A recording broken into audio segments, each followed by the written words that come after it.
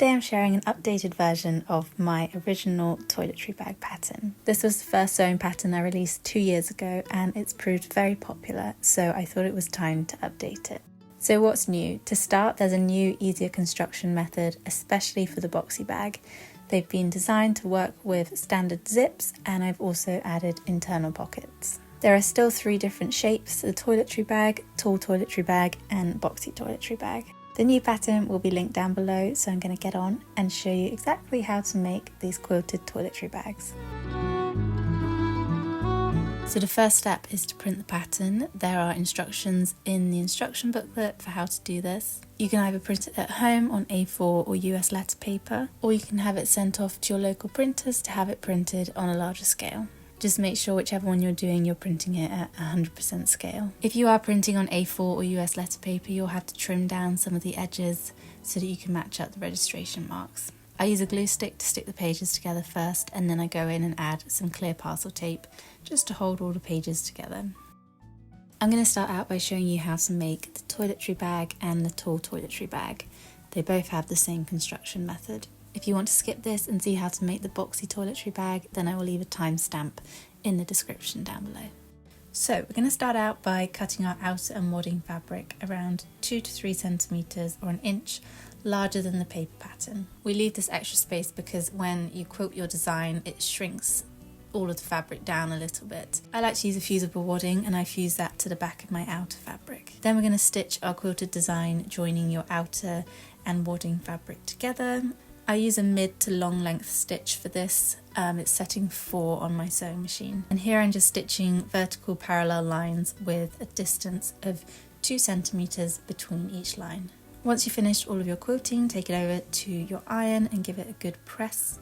And then we can place the paper pattern pieces back on top, pin them into place and cut around them.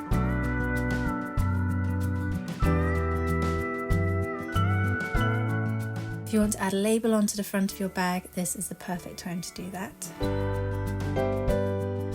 But if you haven't done so already, go ahead and cut out the remaining pattern pieces.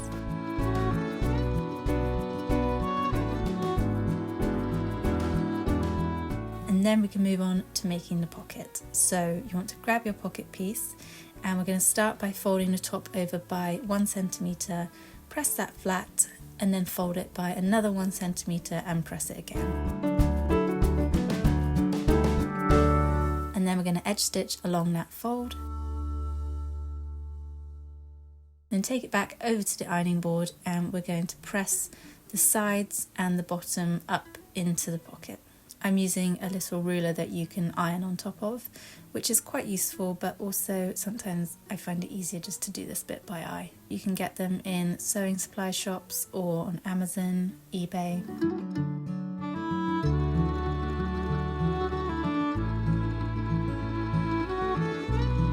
Then your pocket is ready to be stitched onto one of your lining pieces. So the pocket placement is shown on the pattern piece.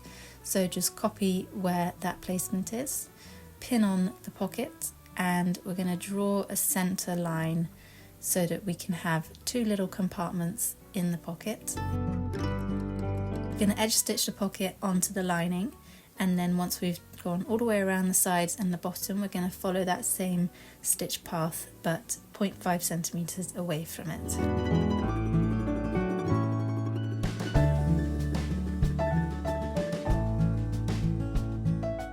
And then you can go and stitch down that center line of the pocket to create 2 small pocket compartments. Once you've made one pocket, you can then go and do exactly the same for your other lining and pocket piece. Now we need to find the zip end cover, and we're going to fold it in half, right sides facing, and we're going to place the closed end of the zip inside the zip cover, with the end of the zip meeting the center fold. Take it over to your sewing machine, and we're going to need to change the foot to be a zip foot, and we're going to stitch down across the zip as close as you can get to that last zip tooth. Once you've stitched that on, give it a press so that the zip cover's facing away from the zip, and we're going to measure 1 inch from the stitch line of the zip end cover. Trim any excess off the end, and we're going to match the width of the zip end cover to the width of the zip. Now the zip is all ready to go, we can take one of our quilted outer pieces and we can flip the zip over so that the good side of the zip is facing the good side of the quilted section. And we want to make sure the corner of that zip end cover is at the corner of the top of the bag. Starting at that zip end cover, I add a few pins across the zip. Then I find one of my lining pieces and place that good sides facing the quilted section and pin that along the top with the zip sandwiched in the middle. So once you're at your sewing machine, we start by stitching on at that zip end cover, and we're stitching along with a 0.5 centimeter seam allowance. Then once we reach the top of the zip, we're going to place our needle down, lift the foot up and open up the zip. We're then going to take note of where the last zip tooth is, and we're going to stitch up until that point and then place the needle down into the fabric. Lift up the top piece of fabric and we're going to pull that zip end out of the bag. So we're pulling it out at a 90-degree angle, and then you can place the foot back down and we just carry on stitching on top of that. You can add another row of stitches along where you pulled the zip end into the seam allowance just to strengthen it. Then we're going to do the same to the other quilted and lining piece, making sure they both match up in the corner with that zip end cover. Pin all the way along and stitch the zip on with a 0.5 centimeter seam allowance.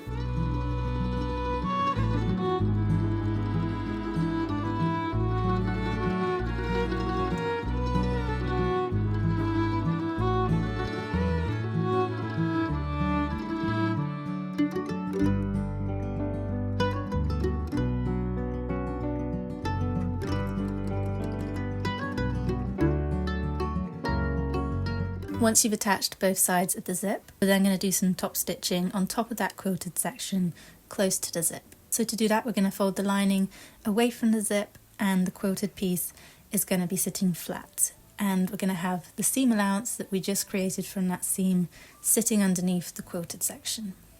And you just want to edge stitch along the quilted fabric close to the zip, catching that seam allowance underneath. Then just repeat the same for the other side. Once you've finished that top stitching, you can take it over to the ironing board and you can press the lining away from the zip.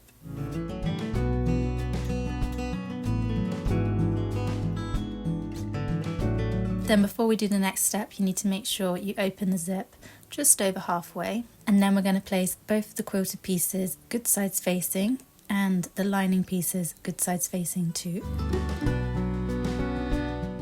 And we're going to start by pinning the corner where the zip ends. When you're pinning by the zip end cover, make sure the cover is sitting into the lining. Then I like to just stitch that corner and check it's sitting right, and then I will go and do the same to the other corner. And then I can go ahead and pin everything else into place, so good sides of quilted and good sides of lining together. And then we're going to stitch all the way around the edge, but we're going to leave a gap of about 12 centimeters at the bottom of the bag. And we're going to use this hole to turn the bag through at the end, so very important that you leave a hole in the lining. So then take that over to your sewing machine, and we're just going to stitch all the way around with the usual 1 centimeter seam allowance.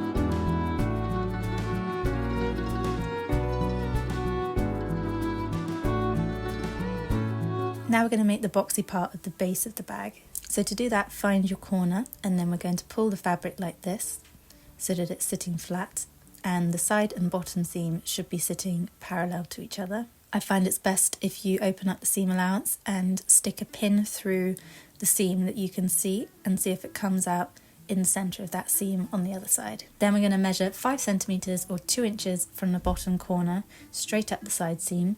Mark where this measurement is, and then we're going to draw a line at a right angle across that seam, and this is where we're going to be stitching.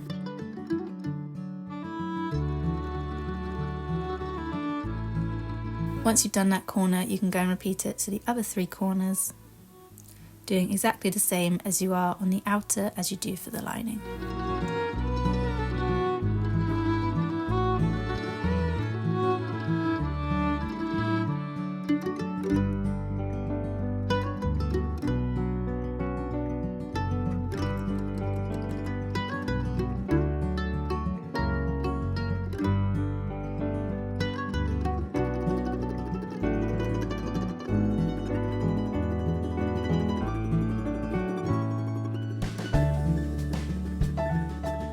Before we turn the bag through, we're just going to cut some of that bulk off from the seam allowance where the zip is in the centre. So just trim it down to about a 0.5 centimetre seam allowance. Make sure you're not cutting into any of the stitches because those are some very important stitches. While you're here, if your stitches don't look very tight on this section, then I'd add a few more reinforcement stitches by the zip. Then you can find the hole in the lining and pull the bag through. Check that all of the corners are looking even, and then we can pull the lining out of the bag, find that hole and pin it shut, and then we can go and just edge stitch along there, closing up the hole.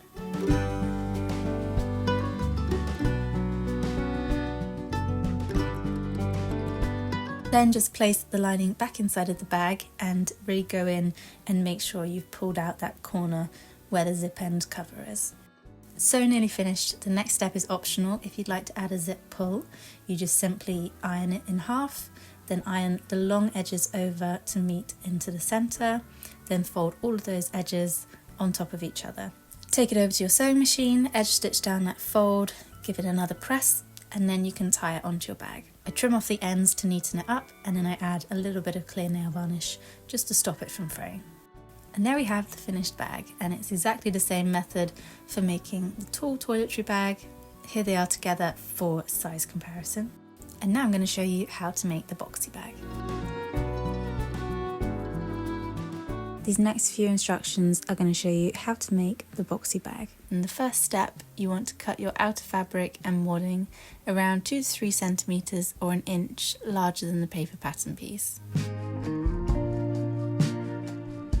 I use a fusible wadding, which is really helpful because you don't really have to pin it before you stitch on top of it. I've cut the fabric larger than the paper pattern piece because when you quilt in the next step, it shrinks the fabric a little bit, so we don't want the pattern to shrink and then the zip to not fit.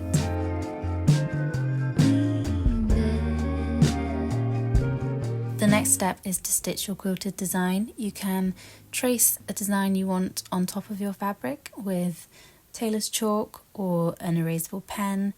I use a pencil just to create my starting line, and then my sewing machine, I have an attachment for the foot where I can use the last stitch line as a guide. The design I've stitched for this one is just parallel lines 2 centimeters away from each other. This part is personal preference, so just use whichever stitch design you prefer. Turn the key and cool. Once you finish your quilting, make sure you give it a good press. And then we can take it back over to the table and place our paper pattern piece back on top. Because I've used straight stitch lines, I wanted to make sure that they were sitting really straight on my pattern, so I just folded it in half, and then I could line up the top of the stitch line and the bottom of the stitch line. Pin the pattern piece back on top, cut around it, and we will have our 2 quilted pieces ready to go. When you put your paper pattern piece back on top, make sure you take note of where it says top of bag at the top, in case your fabric has a specific pattern orientation.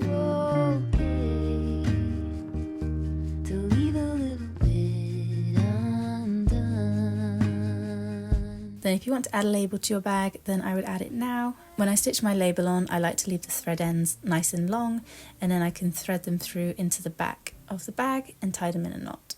I find this is quite good at preventing the label from falling off, because sometimes backstitching just doesn't cut it. Then you can go and cut out your remaining pattern pieces in your outer and lining fabrics.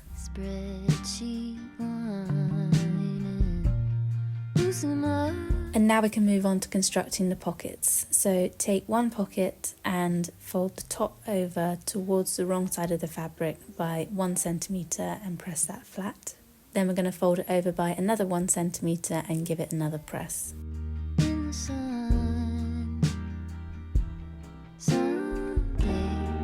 At the bottom of the pocket, we're going to press that up towards the wrong side of the fabric by 1 centimeter and press that flat. Then take that over to your sewing machine and we're going to stitch along the folded top edge.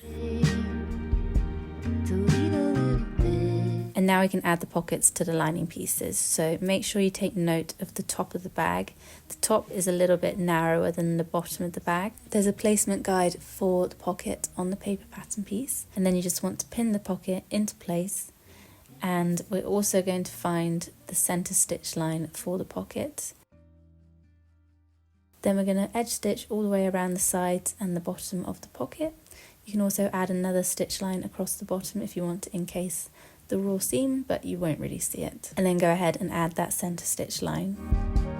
Give it a good press, and then your lining pieces are ready for the next step.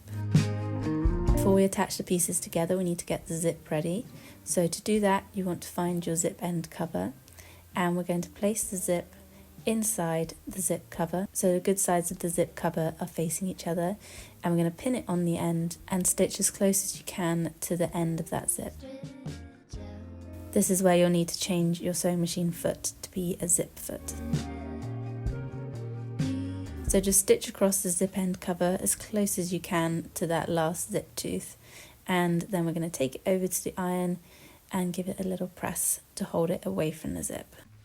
Then we need to measure 2.5 centimeters or 1 inch from the stitched line of the zip end cover, and we're going to trim away any excess fabric that we might have on the sides to match up the width of the zip.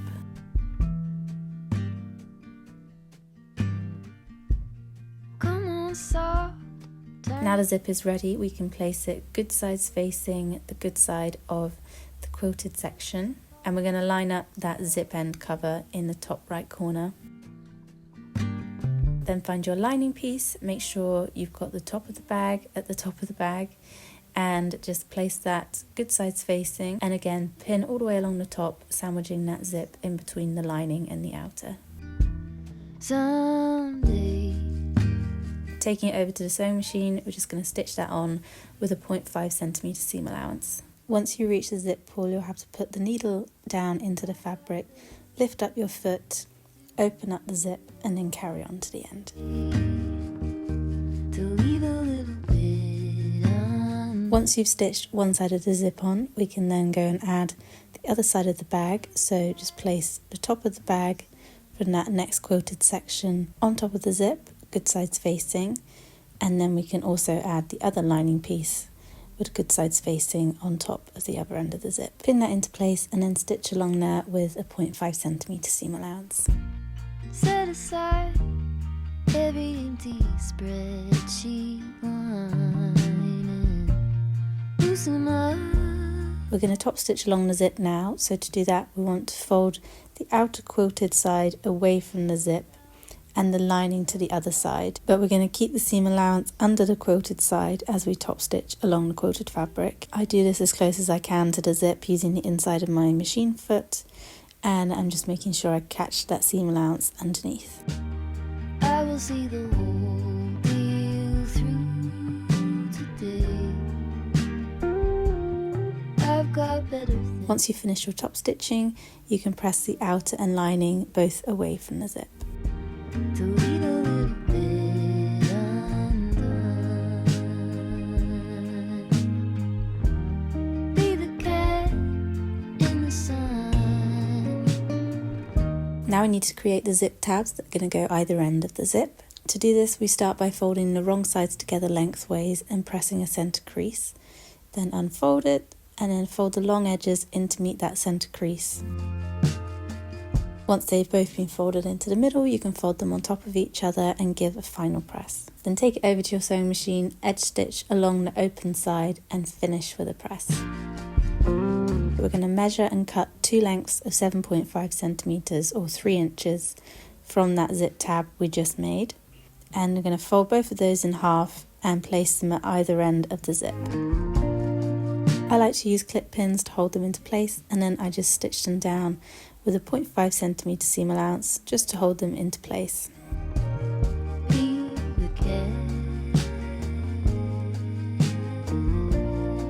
Now you need to make sure you open up the zip just over halfway so that we can pull the bag through it at the end. Then we're going to place the quilted pieces together, right sides facing, and pin along the bottom seam, and we're going to do the same for both of the lining pieces. Once you pin that into place, we're going to stitch all the way along the bottom of the quilted pieces, and then when we're stitching along the bottom of the lining, we need to leave a gap of around 12 centimeters or 5 inches in the center of the seam, and this is what we're going to be using to pull the bag through later.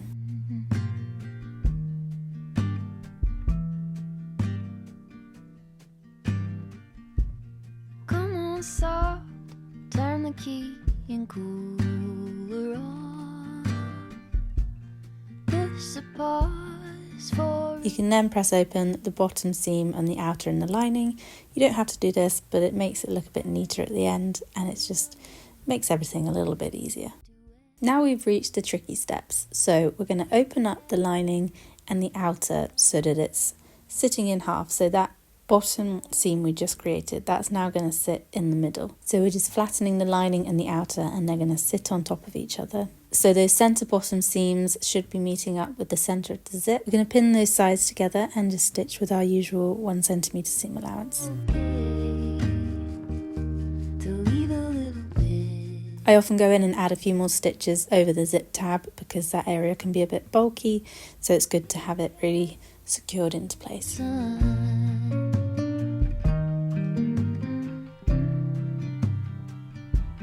The bag should be looking like this, and now we're going to find one of the open corners from the quilted pieces, and we're going to open those corners out.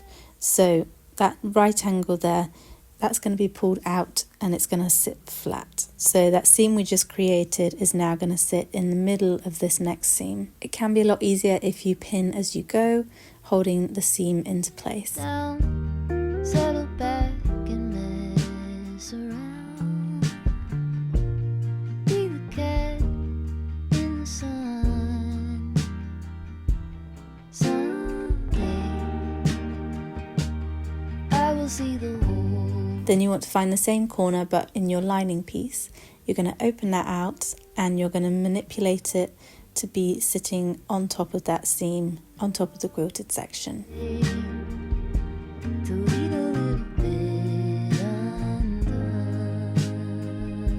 Pin that into place. This is what it should be looking like with the 2 layers on top of each other, and we're just going to take that over to the sewing machine and stitch down with 1 centimetre seam allowance.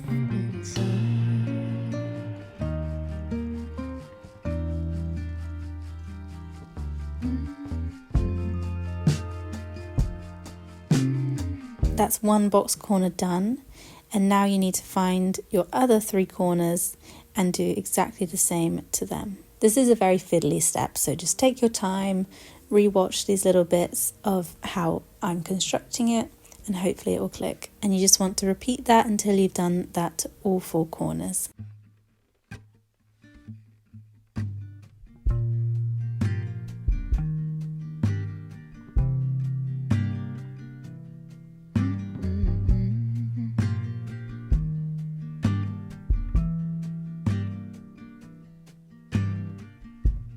Come on, soft, turn the key and cooler on. Push the pause for relief. Free pass, you don't even have to ask to be the cat in the sun. Someday I will see the whole deal through today. I've got better things to do, okay, to leave a little bit undone. Once you finish those corners, you'll probably be looking at it going, what? This doesn't look like a bag. But you just want to find that hole that you left in the bottom seam of the lining and pull the bag through and push out all those corners, check that you've caught everything in the seam. I will see the whole deal through today. And then we're going to find that hole in the lining, pin it so that it's sitting shut, and we're just going to edge stitch along that open hole. To leave a little bit undone and be the cat in the sun.